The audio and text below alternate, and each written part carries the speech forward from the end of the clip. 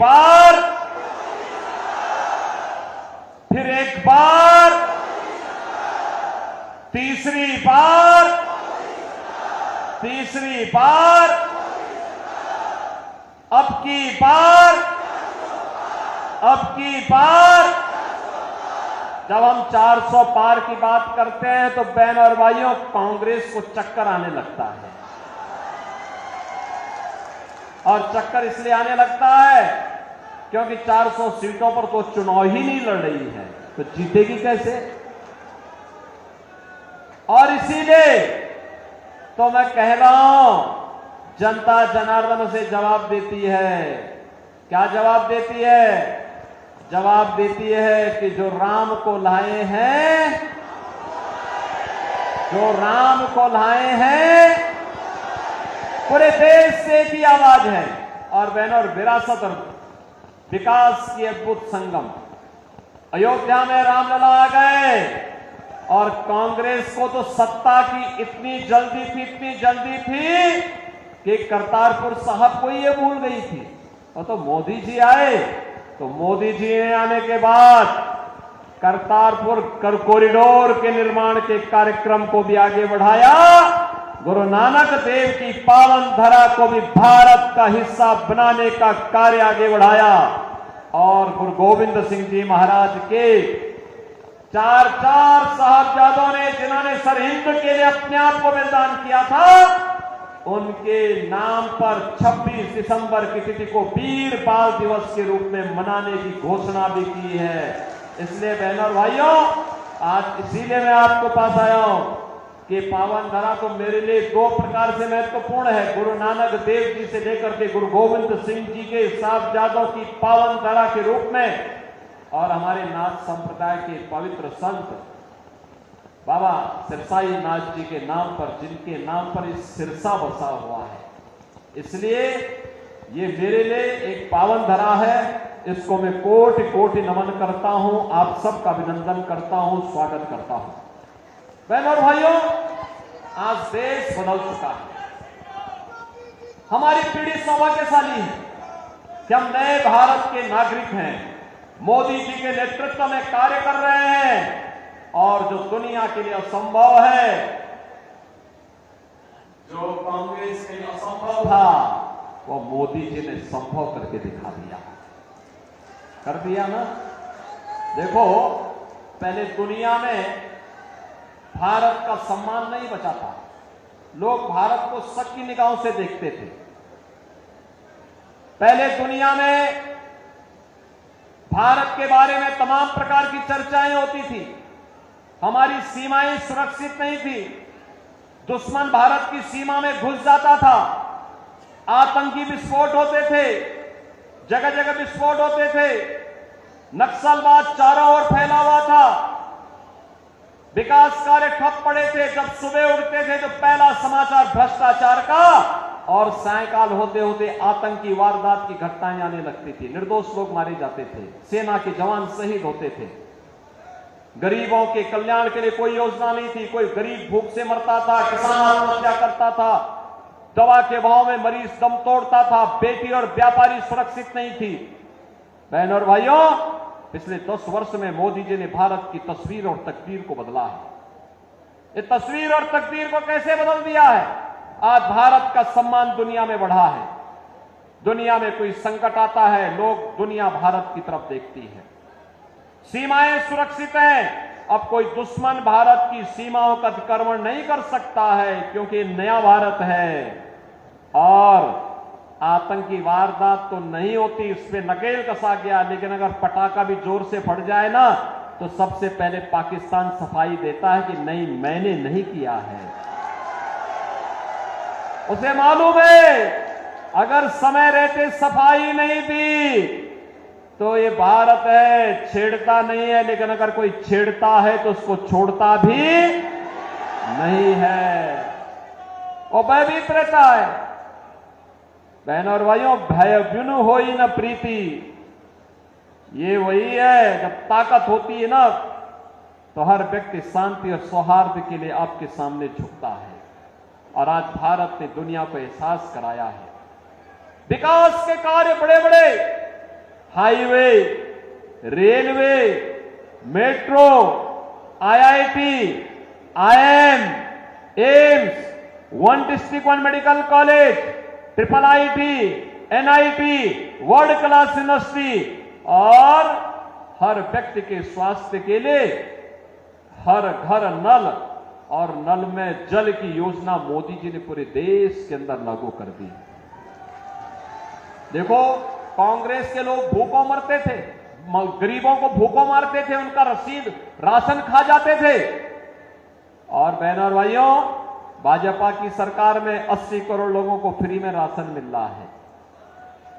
मैं बोलना चाहता हूं, जो लोग पाकिस्तान का राग अलाप रहे हैं उनको बोलो, 23 से 24 करोड़ की आबादी का पाकिस्तान भूखों मर रहा है, वहां की जनता सड़कों पर है, तोड़फोड़ आगजनी हो रही है, 1 किलो गेहूं के लिए छीना झपटी हो रही है। और मोदी जी के नेतृत्व में भारत ने 10 वर्ष में 25 करोड़ लोगों को गरीबी रेखा से उभारने का काम किया है। 60 करोड़ लोगों को देश के अंदर 5 लाख रुपए का स्वास्थ्य बीमा का कवर मिल रहा है। 50 करोड़ गरीबों के जनधन अकाउंट खुल गए हैं। 12 करोड़ किसानों को किसान सम्मान निधि का लाभ, 12 करोड़ घरों में शौचालय का निर्माण, 10 करोड़ गरीबों को उज्ज्वला योजना का कनेक्शन और 4 करोड़ गरीबों के मकान बन गए हैं। और मोदी जी ने घोषणा की है, तीसरी बार सरकार बनेगी, 70 वर्ष से ऊपर के हर एक बुजुर्ग को 5 लाख रुपए हर वर्ष स्वास्थ्य के लिए उपलब्ध करवाएंगे। मोदी जी ने घोषणा की है, तीसरी बार सरकार बनते ही जितने बचे हुए गरीब होंगे उनको भी एक एक मकान उपलब्ध करवाएंगे। मोदी जी ने घोषणा की है, तीसरी बार सरकार बनाएंगे, सोलर स्कीम के अंतर्गत हर घर को फ्री में बिजली उपलब्ध करवाने का काम भी करेंगे। बहनों और भाइयों, यहां विकास भी है, गरीब कल्याण भी है, देश की सुरक्षा भी है, आतंकवाद का सफाया भी है और भारत का सम्मान भी है। और साथ साथ रामलला का भव्य मंदिर के निर्माण का कार्य भी तेजी के साथ आगे बढ़ गया है। रामलला अयोध्या में विराजमान हो गए। बहनों और भाइयों, मैं आपसे पूछना चाहता हूं, मोदी जी ने जो ये किया, इसमें किसी के साथ भेदभाव हुआ है क्या? अरे इसमें तो कोई भी जाति, हर जाति, मत, मजहब, क्षेत्र, भाषा, पूरे देश के 140 करोड़ लोगों को उन्होंने परिवार मान करके दिया। सबका साथ, सबका विकास की बात मोदी जी ने की। और बहनों और भाइयों, एक तरफ सबका साथ और सबके विकास की भाव, सुरक्षा सबको, लेकिन तुष्टीकरण किसी का नहीं। हमने तुष्टीकरण नहीं, संतुष्टीकरण पर ध्यान दिया। और दूसरी तरफ इंडी गठबंधन में कांग्रेस और उसके सहयोगी दल हैं, सुबह से लेकर शाम तक एक नया झूठ और एक नई अफवाह फैलाते हैं। जब सत्ता में थे तब कुछ नहीं किया, तब हिंदुओं की भावनाओं के साथ खिलवाड़ किया। तो उस समय लोग क्या कहते थे? कहते थे हिंदुस्तान के संसाधनों पर पहला अधिकार मुसलमान का है। अरे कहां हमारा हिंदू जाएगा, कहां हमारा दलित जाएगा, कहां पिछड़ा जाएगा, कहां अन्य गरीब जाएगा, कहां महिलाएं जाएंगी? और ये राग अलापते थे वही। और आज बहनों और भाइयों, इनके अंदर एक और भूत सवार हो गया है। कांग्रेस ने अपने घोषणा पत्र में इतनी खतरनाक घोषणा कर दी है, अब कहती है कि कांग्रेस सत्ता में आई तो सत्ता में आने के बाद गरीबी हटाने के लिए देश के हर नागरिक की संपत्ति का सर्वे करवाएगी। सर्वे करा करके विरासत टैक्स लगाएगी। विरासत टैक्स का मतलब आपके बाप की, आपके दादा की, आपके ग्रैंडफादर, आपके फादर, जिसकी भी प्रॉपर्टी आपको मिली होगी, उस प्रॉपर्टी में से आधी प्रॉपर्टी कांग्रेस के लोग ले लेंगे और फिर इस प्रॉपर्टी को वह मुसलमानों को बांट देंगे। क्या आप इसको स्वीकार करेंगे? क्या आप इसको स्वीकार करेंगे? क्या आप पाकिस्तानियों को और मुसलमानों को अपनी संपत्ति पे कब्जा करने देंगे? क्या?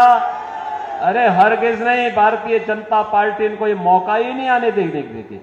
और ये तो बात की बात आएगी सत्ता में। रामलला के कारण इनको अब किसी भी जन्म में सत्ता नहीं मिलने वाली है, कभी नहीं मिलने वाली है, क्योंकि ये चुनाव तो राम भक्तों रामद्रोहियों के बीच में हो गया है। ये तो रामद्रोही हैं, हमेशा राम का विरोध किए हैं, भारत की विरासत का विरोध किए हैं। इनको सत्ता कभी नहीं मिल सकती है। और यही कहने के लिए आज मैं आपके पास आया हूं। बहन और भाइयों, आपने औरंगजेब का नाम सुना हो ना? ये मुगलों में सबसे क्रूर बादशाह था। औरंगजेब, कोई मुसलमान भी अपने पुत्र का नाम औरंगजेब नहीं रखता, मालूम है ना आपको? इसलिए नहीं रखता, औरंगजेब ने सत्ता के लिए पहले अपने भाई की हत्या की और फिर अपने बाप को भी जेल भेज दिया। बाप उसका पानी के लिए तरसते तरसते मर गया। वह औरंगजेब था। और अब औरंगजेब की आत्मा कांग्रेस के अंदर घुस गई है, इसीलिए वह विरासत टैक्स के नाम पर जजिया कर आप पे लगा रही है। ये जजिया कर औरंगजेब ने ही भारत में लगाया था। कहा था कि या तो जजिया कर दो और नहीं तो मुसलमान बनो।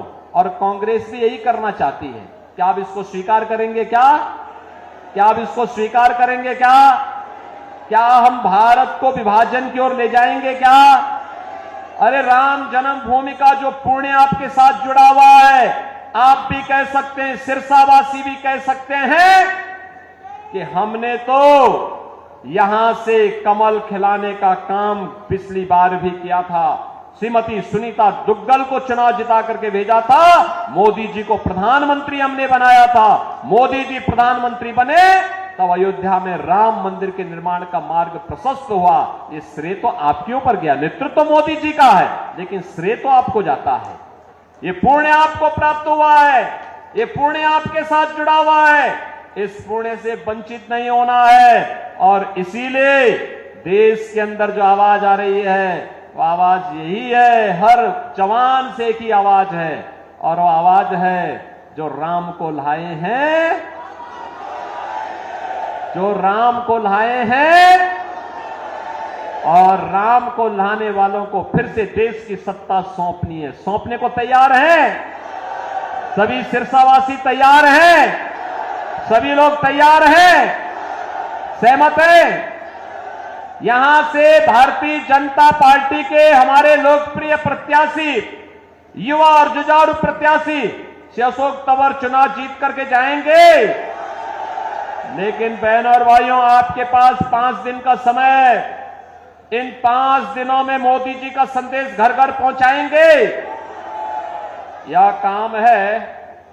पहले मुझे बताओ, कितने लोग हैं जो कमल खिलाने के लिए अपने आप को 5 दिन का समय देंगे? भाई पूरा सिरसा ही तैयार है। अब इसमें मेरी बात सुनो, 2 काम करना है। आपने मेरे सामने संकल्प लिया है 2 काम। एक, हर व्यक्ति को प्रतिदिन 5 घर जाना है।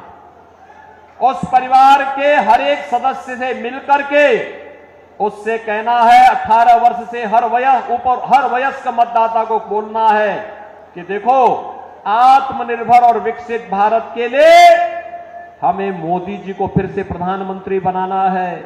मोदी जी को प्रधानमंत्री बनाना है तो इसके लिए कमल खिलाना है। और श्री अशोक तंवर जब यहां से चुनाव जीत करके जाएंगे तो मोदी जी 400 पार के लक्ष्य के साथ जाएंगे। तो बहनों और भाइयों, सारी समस्याओं का समाधान करेंगे। जाएंगे 5 दिन में 25 घर, और चुनाव के दिन उन 25 घरों को मतदान भी कराना है। कराएंगे? सहमत हैं? सभी लोग सहमत हैं? तो फिर मेरे साथ बोलेंगे, भारत माता की, भारत माता की, भारत माता की जय श्री राम, जय जय श्री राम, जय जय श्री राम।